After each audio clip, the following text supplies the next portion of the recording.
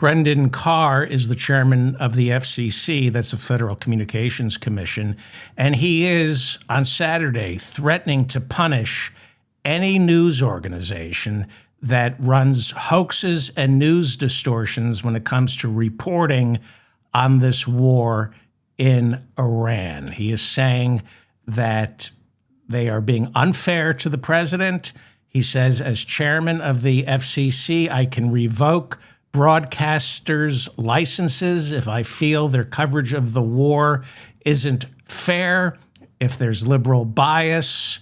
He said, the law is clear. Broadcasters must operate in the public interest, and they will lose their licenses if they do not. The FCC cracking down on truthful reporting of the war in Iran. And we begin with the human toll that Trump's war of choice in the Middle East has taken. Iran is reporting more than 1,255 have been killed, more than 12,000 injured. But those numbers are reportedly much higher, since the Iranian government is probably suppressing the full count.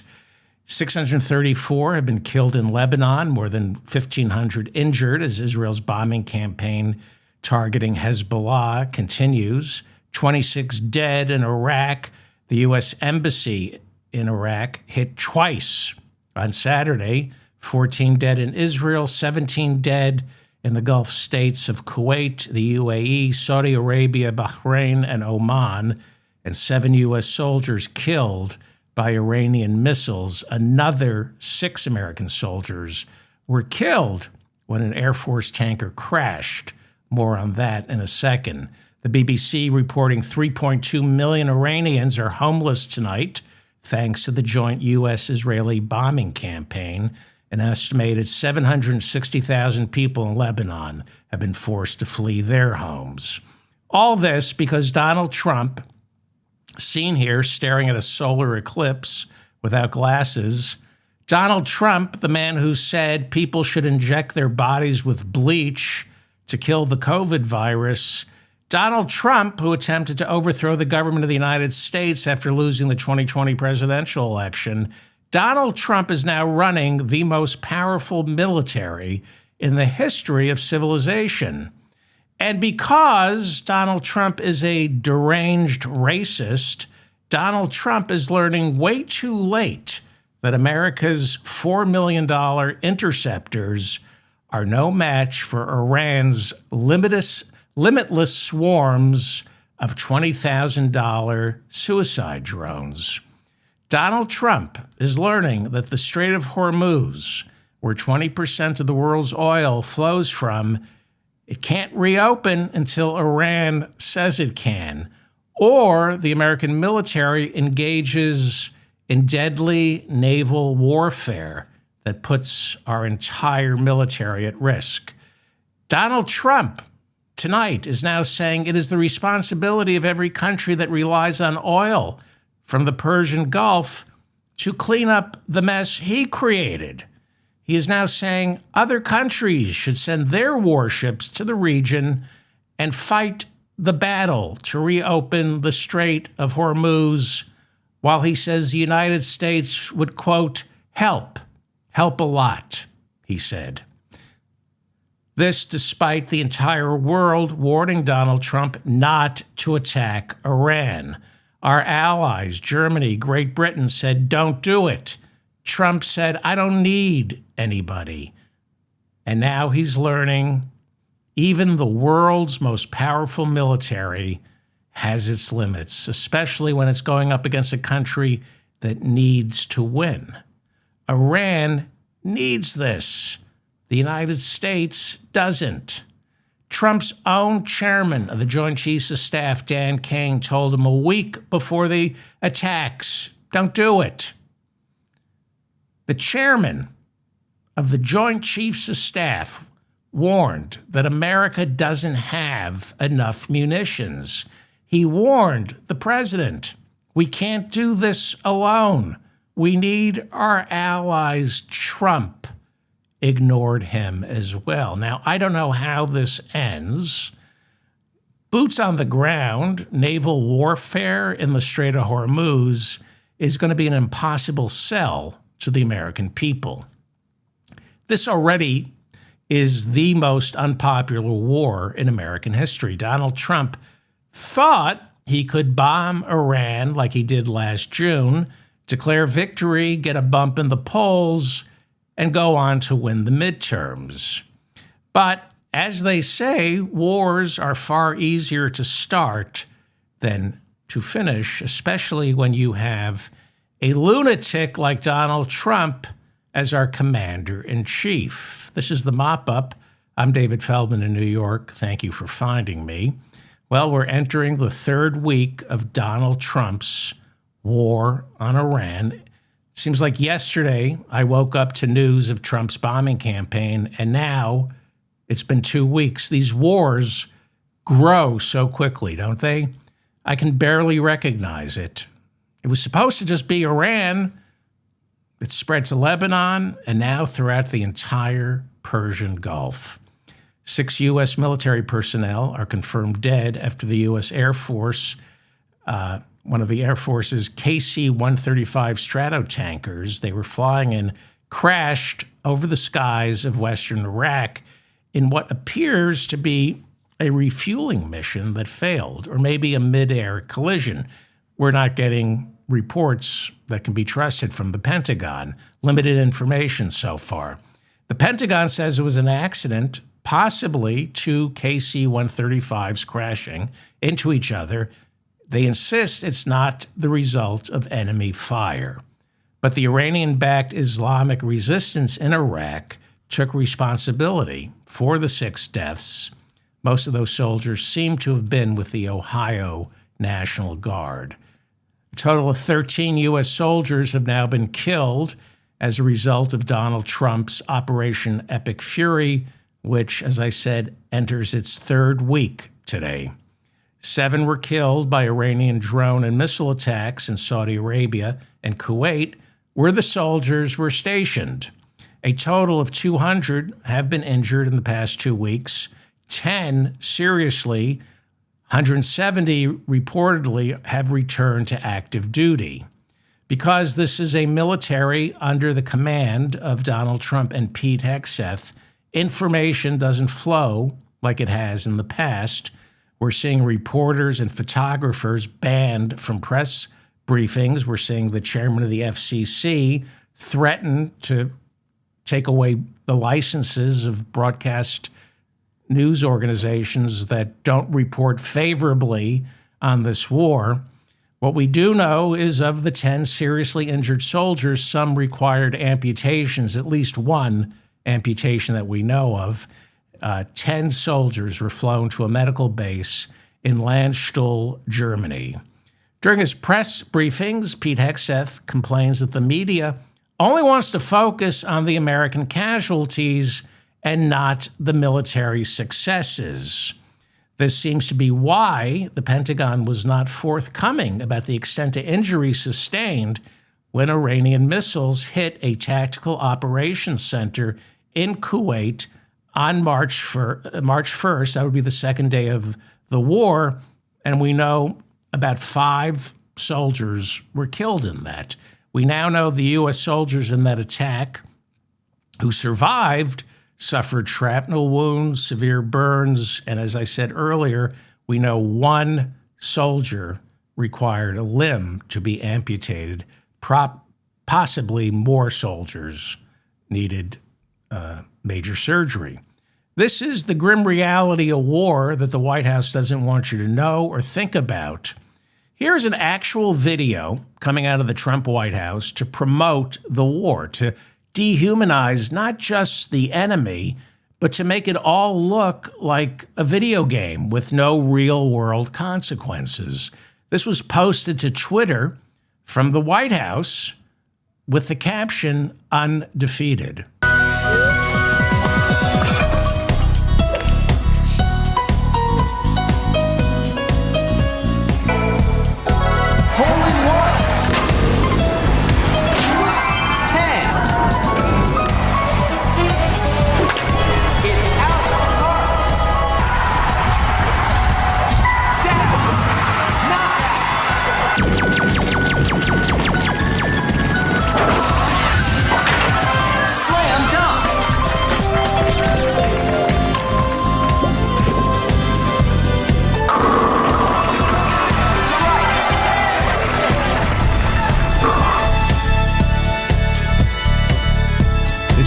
video game. There are no real-world consequences, according to that video. But for Trump, if someone put this in a movie, if somebody put that promotional video for the war in Iran, if somebody put that in a movie about a dystopian American future, perhaps a remake of Wag the Dog, there's no question the studio executives would say it's too obvious, too on the nose, not believable. And yet, here we are. Here we are, a president who sat out the Vietnam War. He's got a draft-age son who shows no interest in fighting his father's war. We have a president, a White House, a military trivializing war, celebrating the killing of faceless enemies. As I reported on the previous show, the director of national intelligence, Tulsi Gabbard, presented Trump with a memo before he launched this war, telling him what I've been telling my audience for years, and that is, unless you're willing to commit ground troops, hundreds of thousands of ground troops to go into Iran, you're not going to topple that regime by bombing it. And now, after 2 weeks of bombing, after killing the Ayatollah, Reuters reporting the latest U.S. intelligence estimate concludes the Iranian government isn't even close to collapsing. The report says the bombing campaign has not resulted in defections or divisions within the military. We're not seeing a groundswell of citizens using this as an opportunity to rise up and seize control. The United States has hit 6,000 targets inside Iran so far. That doesn't count the Israeli airstrikes.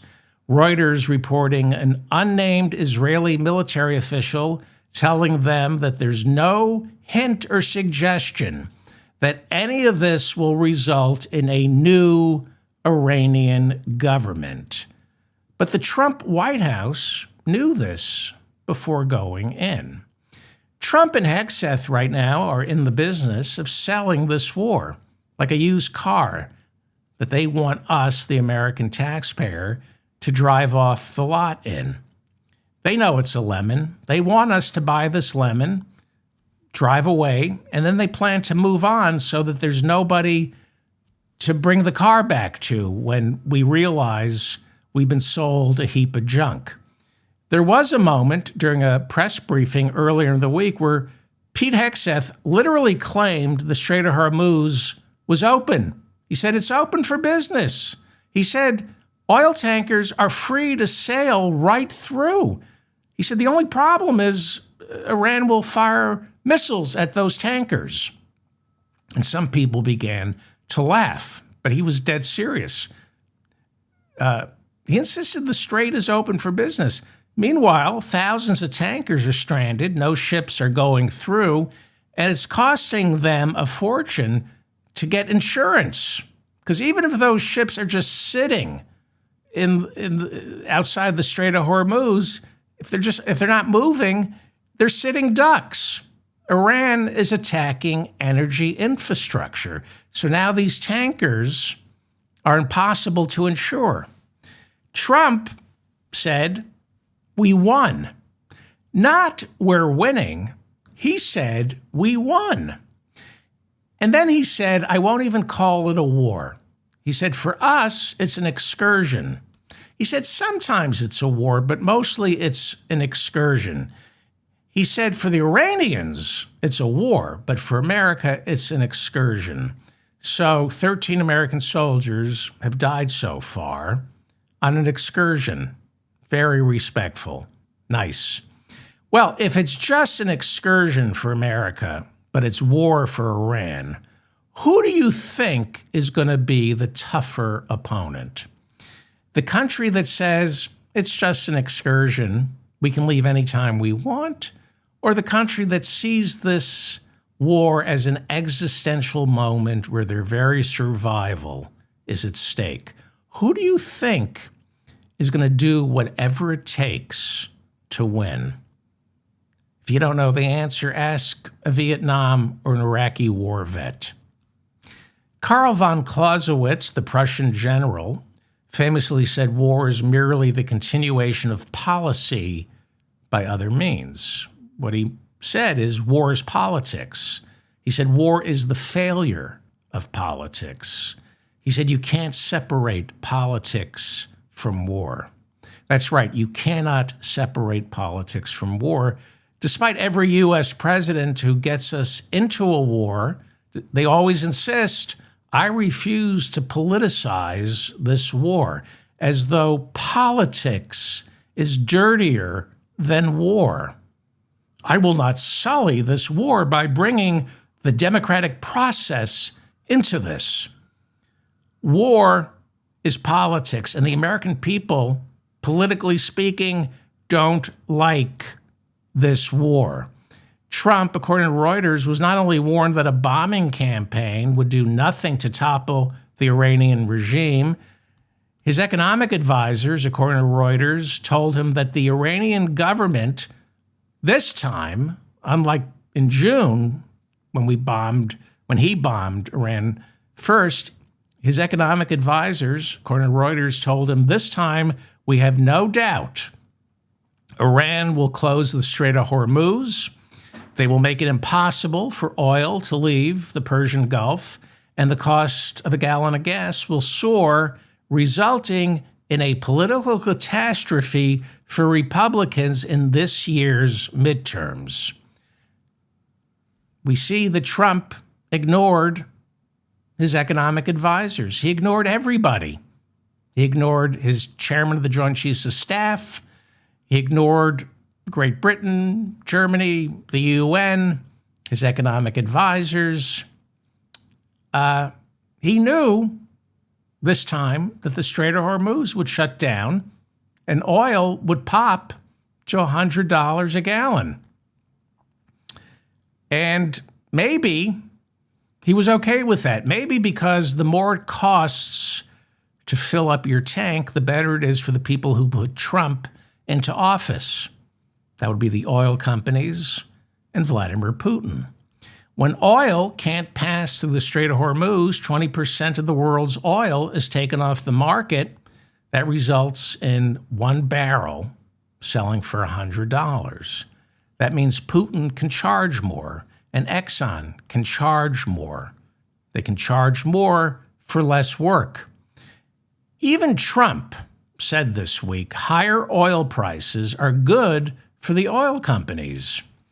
I don't think he began this bombing campaign to jack up the price of oil, but I have no doubt he saw rising prices for energy as one of the added benefits for his two patrons, Exxon and Putin. Have you checked Exxon's stock?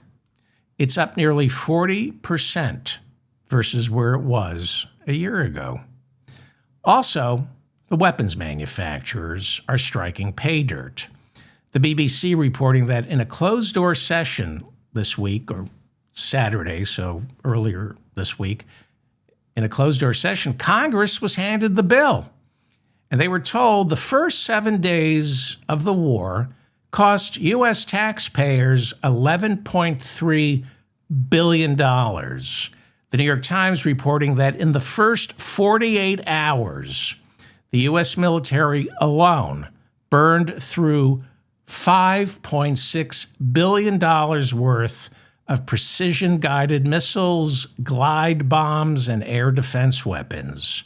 That's what we spent, not what Israel spent, not what the Persian Gulf spent. That's what we spent in 2 days. Okay? Iran's annual spending on military is, would you like to guess? $9.2 billion total.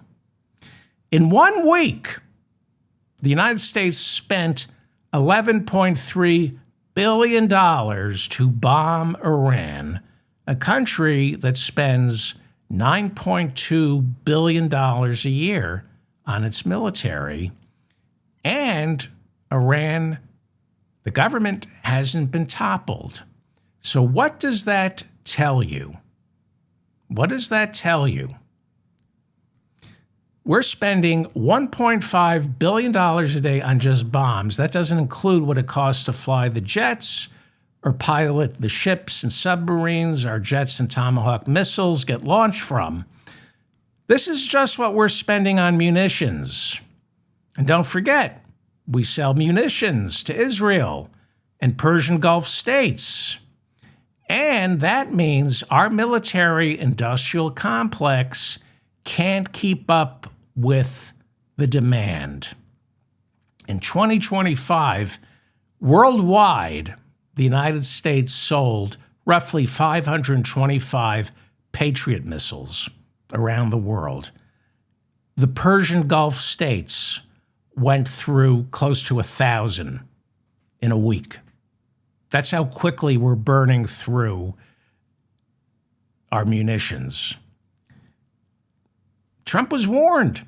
Dan Kane, his chairman of the Joint Chiefs of Staff, Dan Kane warned him a week before the attacks on Iran.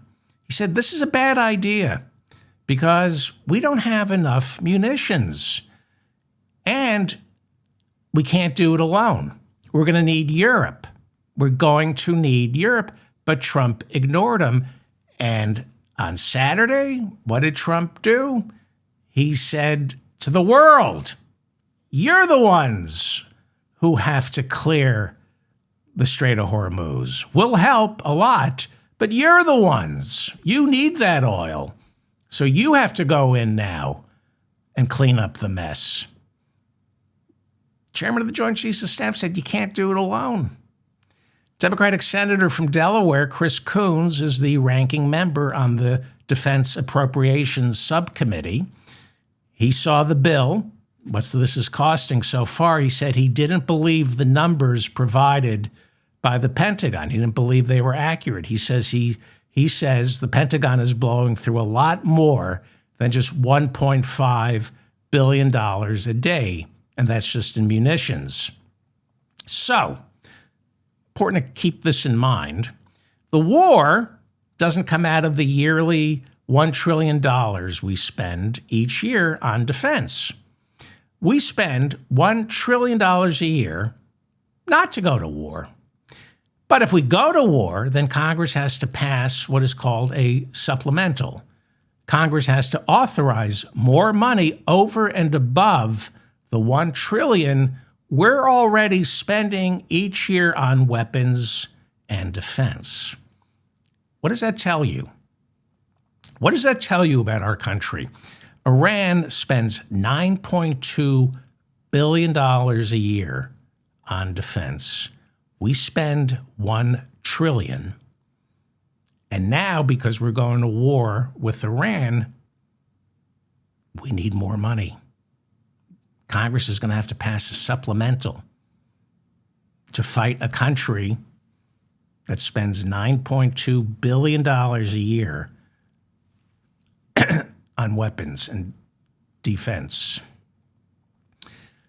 Well, this is why Congress is the single most important branch of our government. Article 1 of the Constitution says only Congress gets to declare war. Thanks to the War Powers Act, a president can start a war, but after 60 days, Congress can refuse to pay for it, period. Presidents can't veto a bill that hasn't been passed. In other words, this is how powerful Congress is. If Congress refuses to pass a supplemental spending bill, that's it for the war in Iran. War's over, period. President has no say. There's nothing to veto. We didn't pass a supplemental. No bill, no supplemental. The Cost of War Project, for example, estimates that there were roughly 11 supplementals passed between 2003, when George Bush illegally invaded Iraq, and when we left in 2011. There were 11 supplementals to pay for that illegal war. And that came to roughly $1 trillion. Now, a lot of those war supplementals were folded into larger supplementals to cover other emergencies like Hurricane Katrina.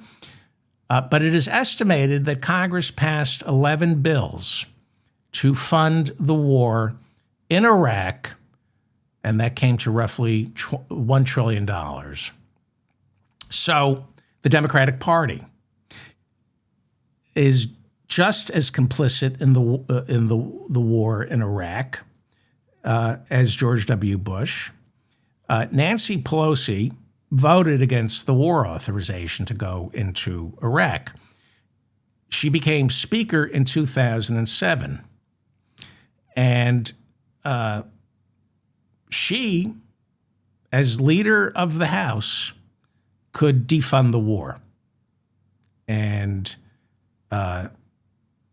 she could have done that. Instead, she said, I'm against this war, but as long as we have our soldiers in harm's way, we have to continue to fund it.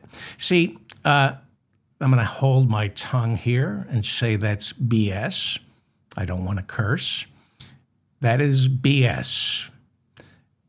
If you're against the war and you're the Speaker of the House, you say the only money we will approve is whatever it costs to bring the troops home safely.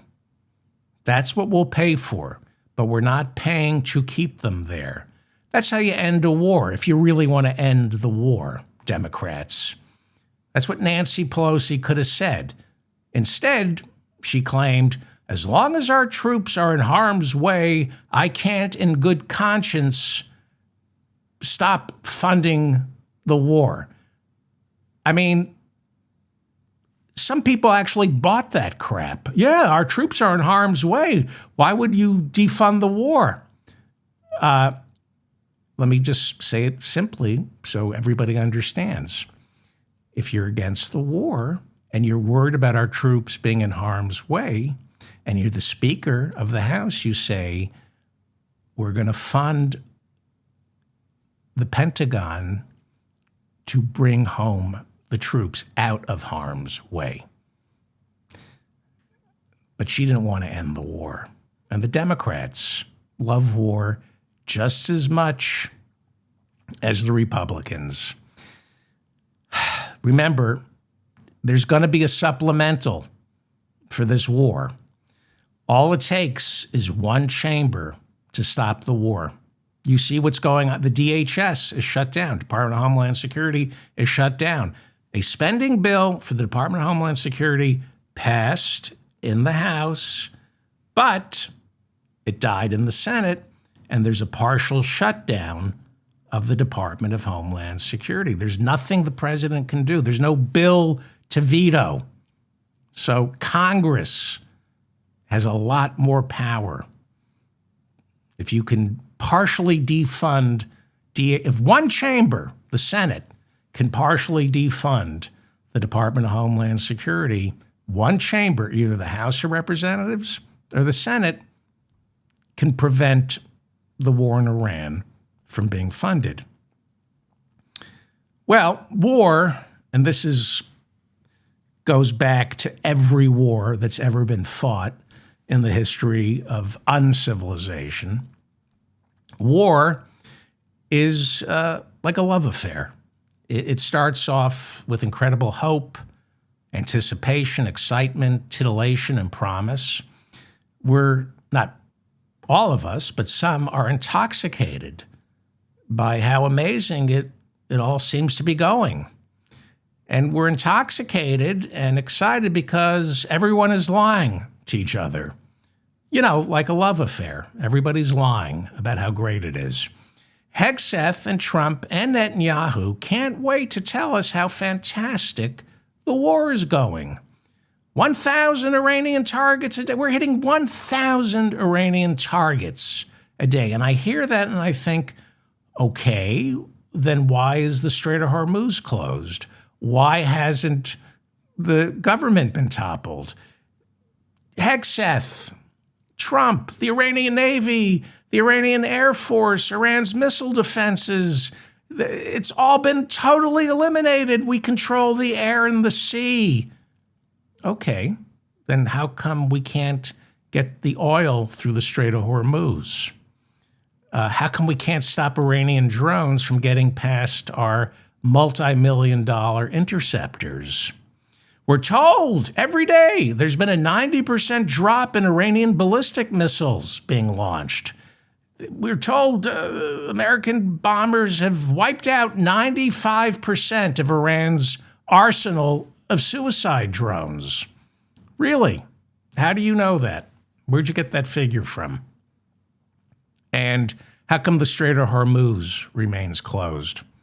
How come Trump is asking other countries to bring their military to the region to fight to reopen the Strait of Hormuz if this is going so well? Why are people in the Persian Gulf dying from Iranian drones? Why are refineries getting blown up? We don't know anything.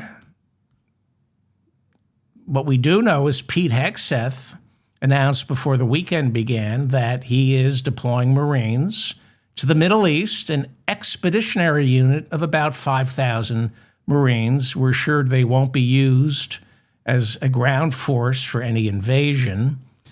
Well, you're going to need way more than 5,000 Marines.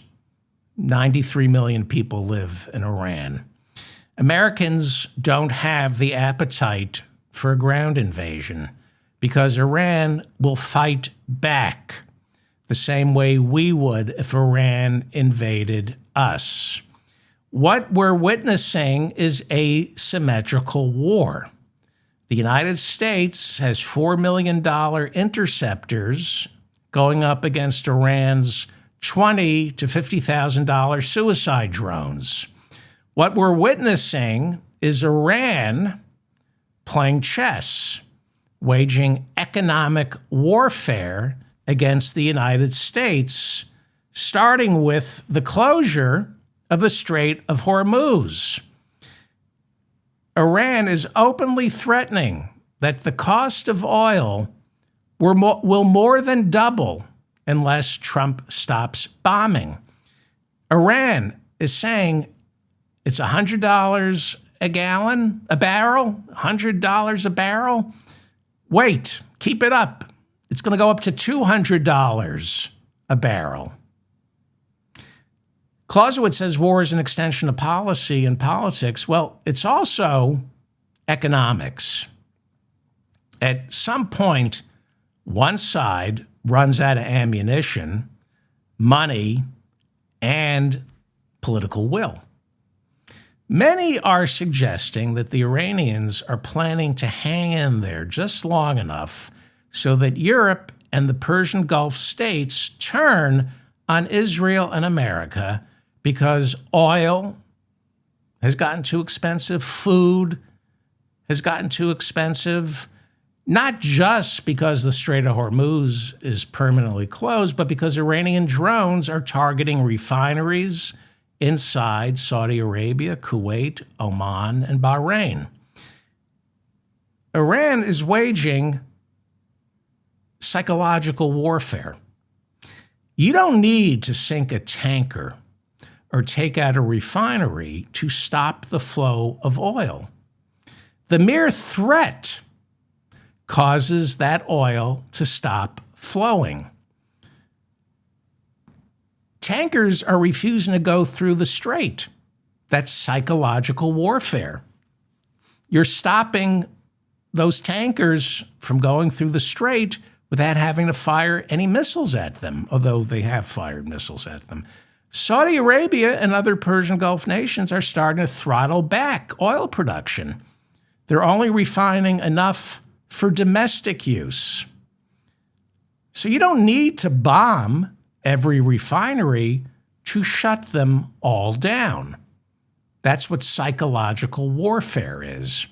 You just need to hit a couple of refineries, a couple of tankers.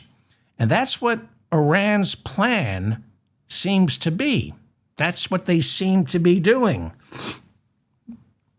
And the Persian Gulf states are freaking out and saying, we can't make any more oil. which, by the way, is good for the planet. Oil is not going to be flowing out of the Persian Gulf. And pipelines don't cut it. Oil can pass through pipelines, but most of the oil has to flow through tankers. That's where the easiest way, the most efficient way to transport oil is through tankers. So it's why, despite the bravado coming from the White House and the Pentagon, there have been back-channel communications with Iran, between the United States and Iran, trying to figure out how to end this before the world plunges into a massive depression.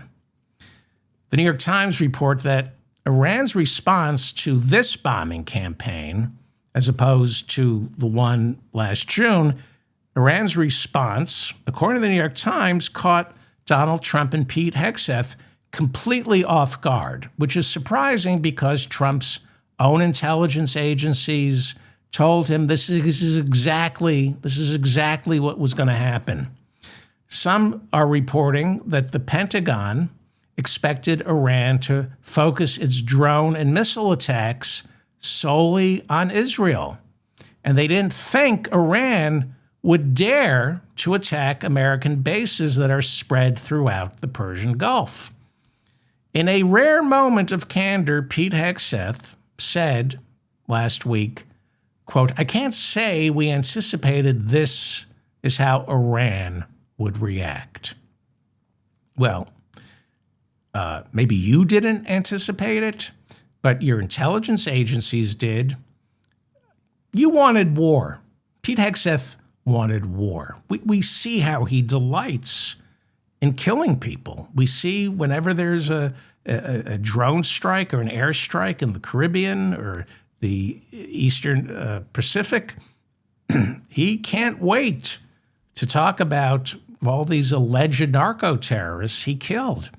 He likes killing things, and so does Trump. So they cherry pick whatever information that says Iran's response will be predictable.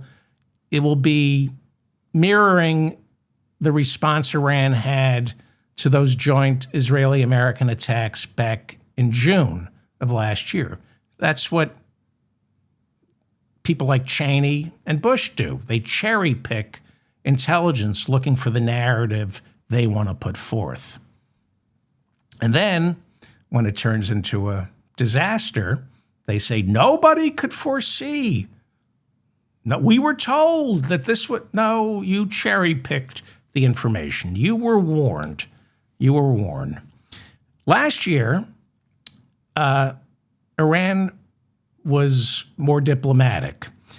They would respond to joint Israeli-American bombing attacks by contacting Israel or a Persian Gulf state, and they'd say, we're going to launch a missile attack.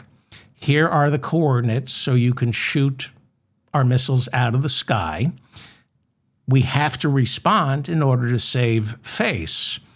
And by doing so, it allowed Israel or the Pentagon to shoot an Iranian ballistic missile out of the sky. And it was a great advertisement for our military-industrial complex to claim this missile defense shield works. But it turns out this time around, or last June when Iran stopped giving Israel a heads up, that if Iran doesn't make a phone call and say, here's where we're going to send this missile, if Israel and the United States don't get a heads up before Iran launches the missiles or suicide drones, some are going to get through that much vaunted missile defense.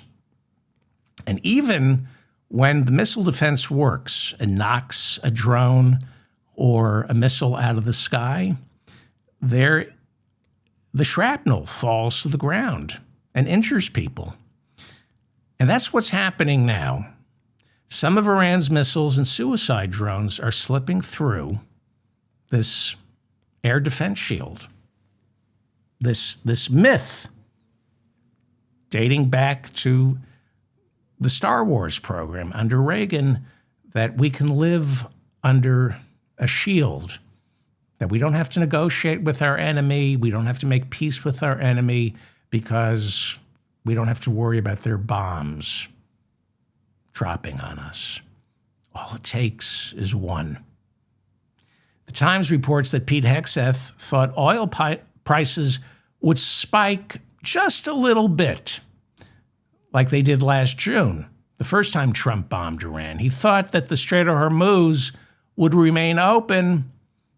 He said there was no way Iran would close the Strait of Hormuz, and there was no way Iran would target civilian populations or U.S. military bases throughout the Persian Gulf. The key word here, this time around, is existential. And Trump and Hegseth, because of their rhetoric, they made it existential for Iran. Things become existential for a country when you have Pete Hegseth or Donald Trump celebrating, salivating over death and destruction. There's a reason responsible military leaders never boast or brag about all the people they've killed or are going to kill. It makes it harder for the enemy to surrender. When Iran hears Hegseth and Trump saying, we're going to wipe out Iran and its entire leadership, the Iranians respond accordingly. Again, last June, when we were bombing Iran with Israel, that was a kabuki dance. This time, Iran is fighting for its own survival, just like Trump fought for his own survival in 2024.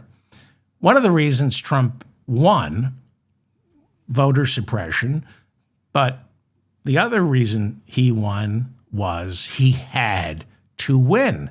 It was an existential moment for Trump. If Trump didn't win in 2024, he was going to be ruined. So he did whatever it took to win.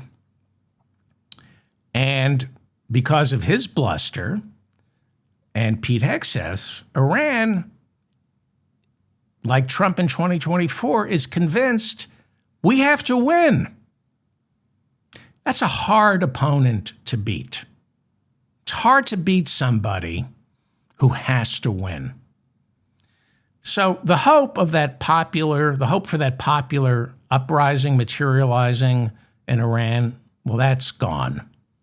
Bombing the Iranian people, hitting civilian infrastructure, well, that gives the rulers a common enemy to unite the people against. Yes, there have been massive protests against the Iranian leadership. But when you have a common enemy,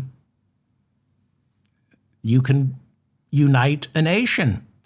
And that common enemy is the very same enemy the leadership in Iran has been railing against since it toppled the Shah in 1979. That common enemy is the United States and Israel. Nothing brings a country together more. Nothing creates a sense of nationalism, a sense of common purpose, urgency, and patriotism more than an outside enemy pummeling you with bombs, hitting elementary schools and hospitals and apartments. Where does that leave things? The International Energy Agency now saying that Trump's war of choice, this is a war of choice, his decision to carpet bomb Iran, not out of necessity, his decision to try to topple the Iranian leadership despite all the warnings against doing so, this war has created the single largest disruption to the oil supply chain in world history. Oil-producing giants in the Persian Gulf, like Qatar, Bahrain, and Kuwait, they've halted their oil exports entirely because it's not safe to send their tankers through the Strait of Hormuz. It has been reported that Iran has only allowed one Indian and one Turkish tanker to pass through. And because Donald Trump spat in the face of Europe, other countries are going behind his back and are secretly negotiating with Iran to see if Iran will let their tankers through the Strait of Hormuz. There was talk that the American military and the American military alone would begin to escort ships through the Strait of Hormuz. Hegseth said, we're going to do that. We have a plan. But now Trump is calling on China and Great Britain and any other country that gets its oil from the Strait of Hormuz. He's calling on them to escort the tankers. He's saying, why does America have to be the one who pays the cost? Well, because if it weren't for America, the Strait of Hormuz would be wide open. U.S. Treasury Secretary Scott Bessent told reporters that it's only a matter of time before the U.S. military starts chaperoning oil tankers through the Strait of Hormuz. And our energy secretary says, oh, yeah, it's just a matter of time. We're going to use our great military to escort these ships through the Strait of Hormuz. So far, that hasn't happened. And it probably won't happen because the Strait of Hormuz is a narrow strait, and it leaves our ships vulnerable. So Trump is asking other countries to escort the tankers. Donald Trump telling Fox News these tanker captains, quote, need to start showing some guts and start trying to pass through the strait by themselves. He says the problem is the pilots of the oil tankers don't have guts, said the draft dodger. What did he have, 5 or 6 deferments from the Vietnam War, a war he was for, just didn't want to fight in it. All this as Iran's new supreme leader in his very first public statement declared, nobody passes through the Strait of Hormuz unless I say so. And the Strait of Hormuz is closed. We spend $1 trillion a year on defense. Iran spends $9.2 billion a year on defense. You'd think for $1 trillion? I mean, that's what we've been sold. We've been sold for $1 trillion. Nobody's going to close the Persian Gulf. Persian Gulf is closed now by a country that spends $9.2 billion a year on defense. What does that tell you about national security and what keeps us safe and what doesn't? The Wall Street Journal reporting that with Iran's complete and total control of the Strait of Hormuz, Iran stands to make a fortune since only its oil is moving through the strait, which means Iran is getting more for its oil, right? Because it's $100 a barrel and only its oil is passing through the strait. So that's adding about $200 million a day to the government's coffers. It's a lot of money for a country that spends $9.2 billion a year on defense. $200 million a day in oil revenue. That's a lot of drones. But not to worry, says Donald Trump, who told reporters, quote, the straits are in great shape.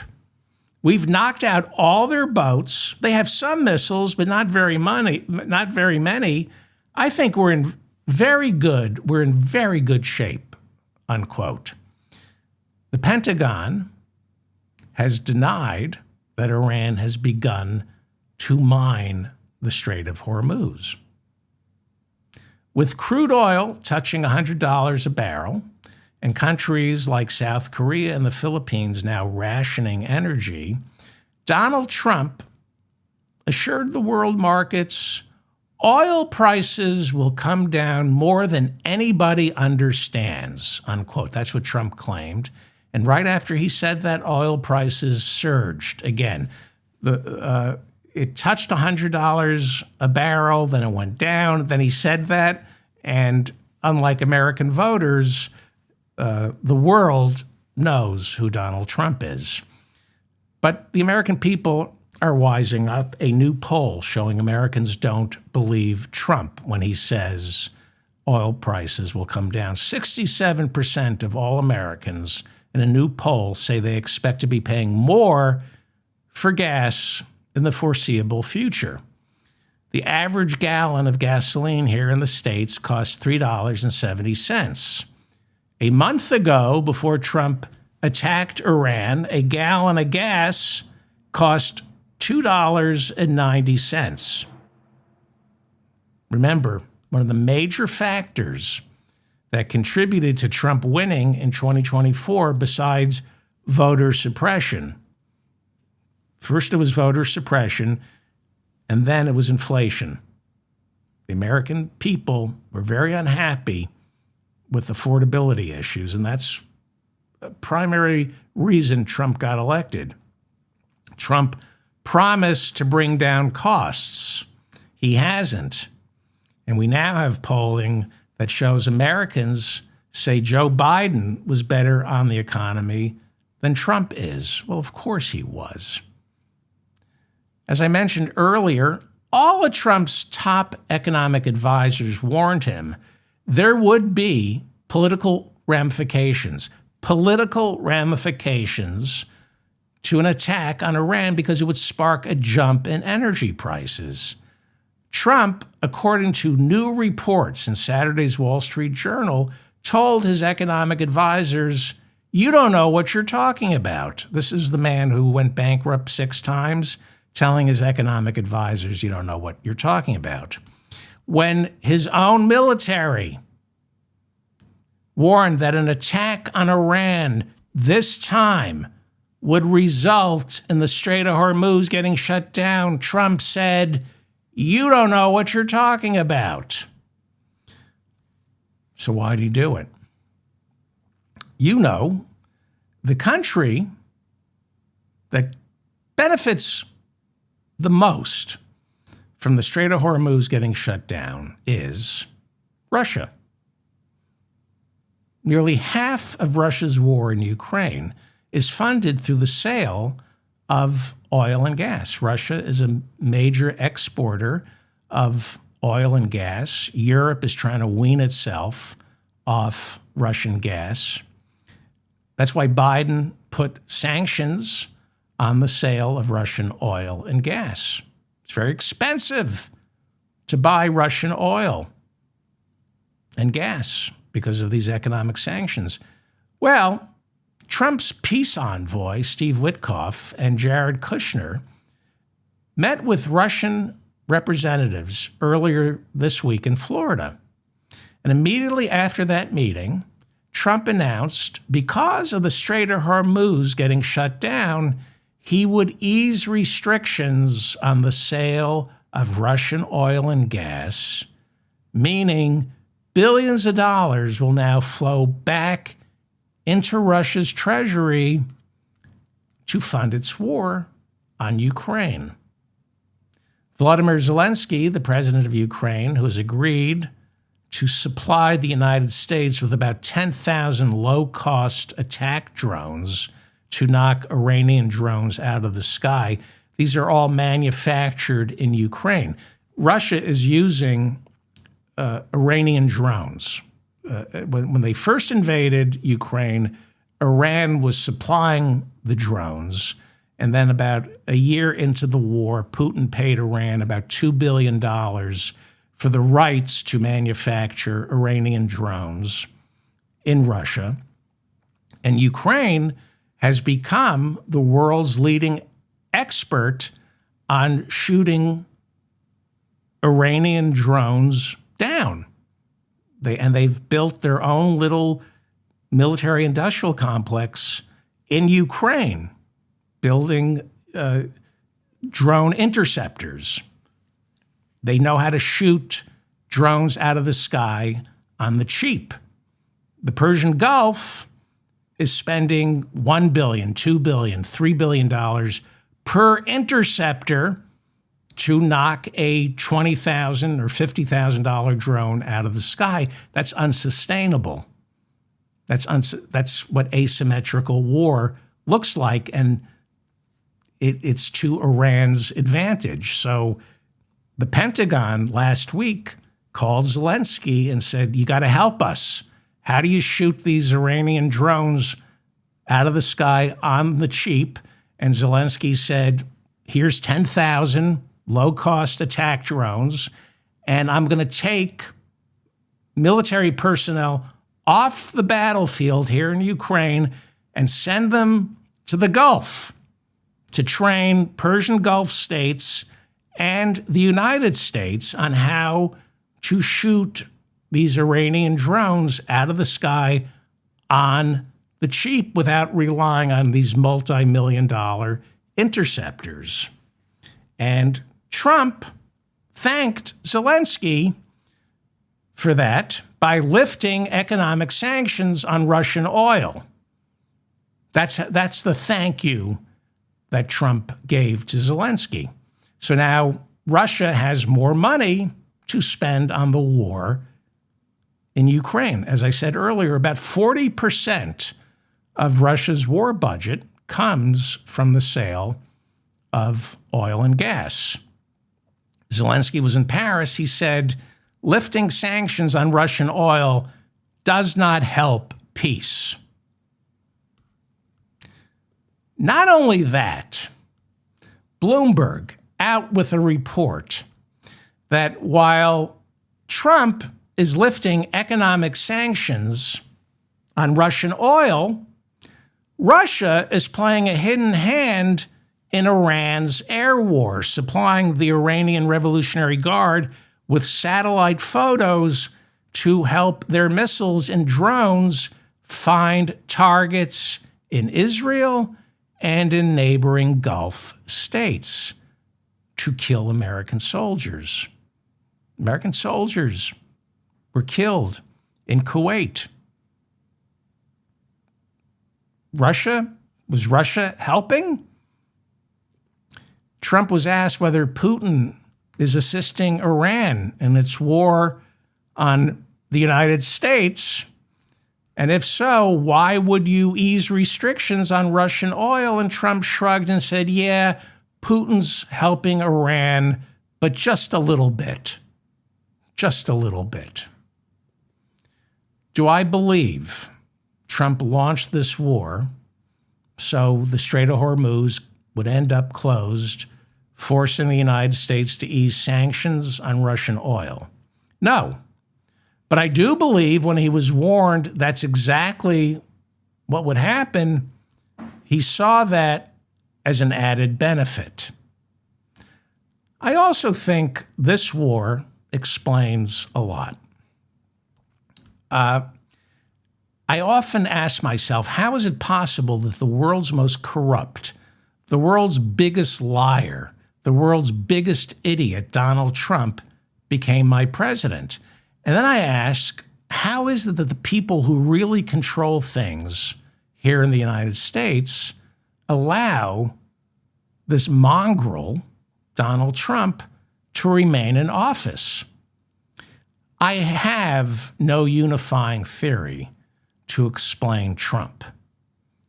But I do know there are forces deep in the shadows who see Trump as a useful idiot. I suspect the oil companies are playing a major role in propping him up. And this war helps to prove that. The two biggest beneficiaries of this war are Putin, who helped Trump win in 2016, and again in 2024. There's no question. Read the Mueller report. And the oil companies, this cretin Donald Trump, who's trying to kill the electric car and windmills, who is he doing that for? The oil companies.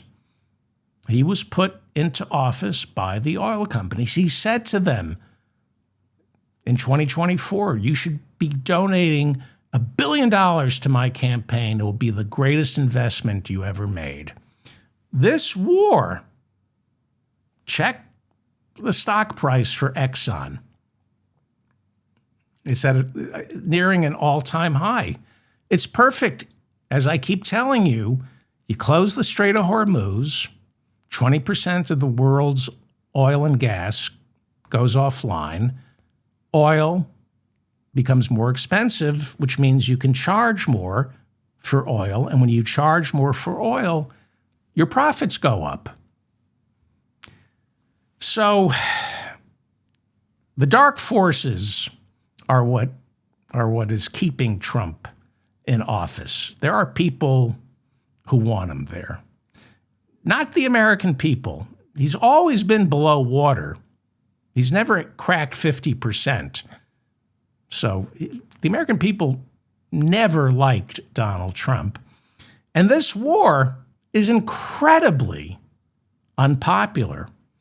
A new Reuters poll showing only 29% of Americans approve of Trump's decision to go to war. So something's happening here in the United States when it comes to war. Used to be we would rally around the flag over every stupid war our president would get us into. It's not happening. Senate Minority Leader Chuck Schumer took to the well of the Senate earlier this week to point out that Trump isn't capable of articulating why exactly he started this war. There is no evidence Iran was an immediate or an imminent threat, no evidence it ever had a nuclear weapons program, or that bombing Iran would result in regime change. That is why this is the most unpopular war in modern American history. Schumer pointed out that even though Vietnam and George W. Bush's illegal invasion of Iraq were incredibly unpopular, those wars still had the support of close to half the country. I have the graph right up there. This war is starting at below 30%.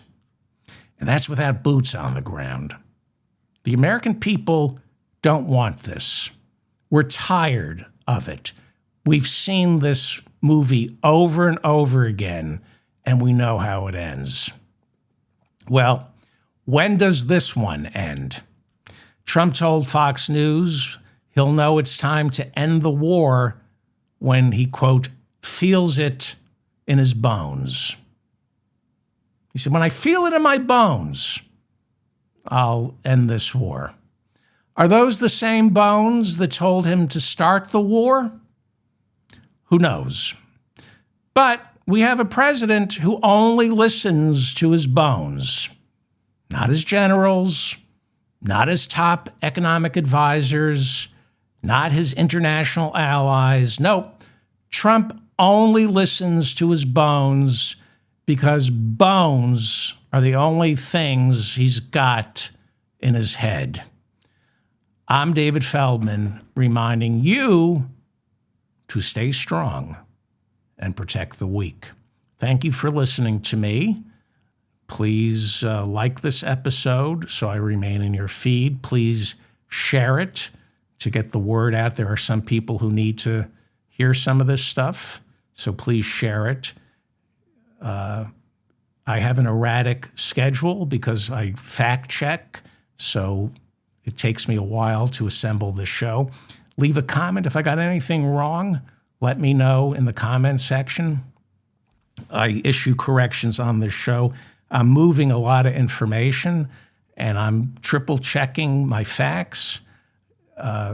Correct me, and I will issue a correction. I want to get everything right. Sometimes I misspeak. I'll say 10 million instead of 10 billion. I might say Iraq instead of Iran. Let me know what I'm getting wrong, and I will issue a correction. Thank you to Bob and Mila in the chat room, and thank you for listening to me. Thank you. Leave a comment.